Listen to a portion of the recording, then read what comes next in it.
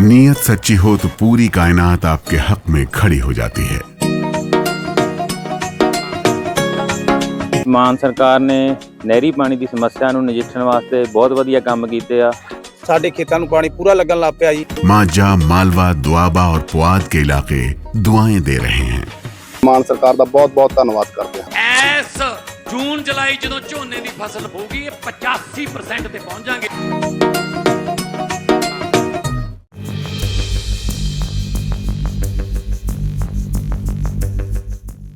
क्या भारत ने चीन के सामने अपने दरवाजे फिर से खोल दिए हैं? पिछले 10 सालों से जिस निवेश पर बैन जैसी स्थिति थी, अचानक सरकार ने 3200 करोड़ रुपए की उस चीनी फाइल पर मुहर लगा दी, जिसे अब तक असंभव माना जा रहा था। आखिर गलवान की घटना और कड़े प्रतिबंधों के बाद ऐसा क्या बदला कि रातों रात भारत की नीति बदल गई? क्या ये भारत की मजबूरी है या कोई बहुत बड़ी कूटनीतिक चाल? आज हम इसी रात से पर्दा उठाएंगे। दरअसल एक बहुत ही हैरान कर देने वाली घटनाक्रम में भारत सरकार ने एक मेजर पॉलिसी शिफ्ट दिखाते हुए लगभग 370 मिलियन अमेरिकी डॉलर के चीनी निवेश को मंजूरी दे दी है। और ये खबर हम आपको ब्लूमबर्ग के हवाले से बता रहे हैं, जिसका स्क्रीनशॉट आपके सामने चल रहा है। ये निवेश हॉर्स पावर ट्रेन लिमिटेड नाम की कंपनी के जरिए आ रहा है और ये खबर आज सुबह से अंतर्राष्ट्रीय मीडिया में छाई हुई है। सबसे पहले समझते हैं कि ये निवेश कौन कर रहा है। खबर ब्लूमबर्ग से निकल कर आई है कि भारत सरकार 370 मिलियन डॉलर के निवेश प्रपोजल को मंजूरी देने वाली है। अब निवेश कौन कर रहा है ये जान लीजिए। ये कंपनी है हॉर्स पावर ट्रेन लिमिटेड। अब आप कहेंगे कि हमने तो इस कंपनी का नाम पहले कभी नहीं सुना। दरअसल ये कंपनी साल 2024 में बनाई गई, लेकिन इसके पीछे जो ताकतें हैं वो बहुत बड़ी हैं। इस कंपनी में 3 बड़े हिस्सेदार हैं। पहली है चीन की दिग्गज ऑटोमोटिव कंपनी गीली 45% की हिस्सेदारी के साथ।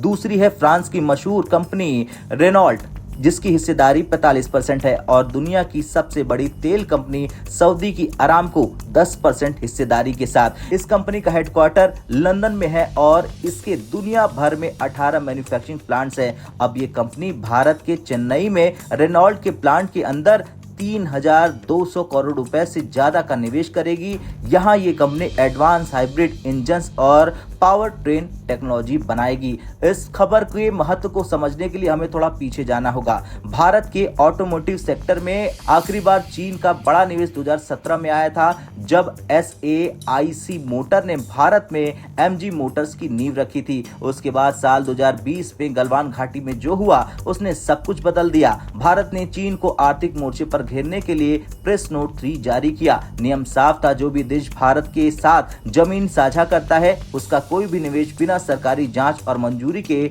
भारत नहीं आएगा। इसके बाद मानो चीन के लिए दरवाजे बंद हो गए हैं। ग्रेट वॉल मोटर जैसी बड़ी कंपनियां भारत आने की कोशिश करती रहीं, लेकिन भारत सरकार ने उन्हें मंजूरी नहीं दी। लेकिन अब करीब 10 साल के अंतराल के बाद और साल 2020 के तनाव के बाद ये पहला इतना बड़ा ग्रीन सिग्नल है। ये संकेत देता है कि भारत अब अपनी रणनीति बदल रहा है। हम टोटल बैन से सिलेक्टिव अप्रूवल की तरफ आगे बढ़ रहे हैं। अब सवाल आता है कि इसी कंपनी को मंजूरी क्यों? इसका जवाब है टेक्नोलॉजी।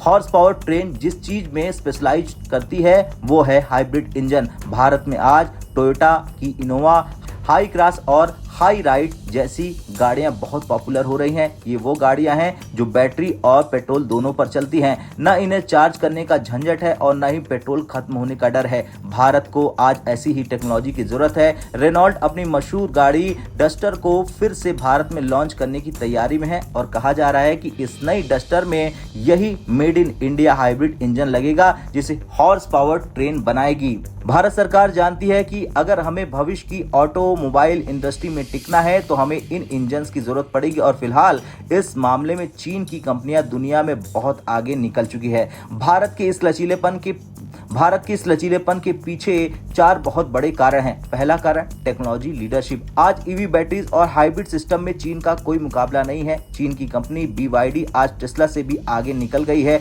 दुनिया का 70% ईवी प्रोडक्शन चीन के कंट्रोल में है। अगर भारत को अपनी मैन्युफैक्चरिंग बढ़ानी है तो हमें उनकी टेक्नोलॉजी को अपनाना ही होगा।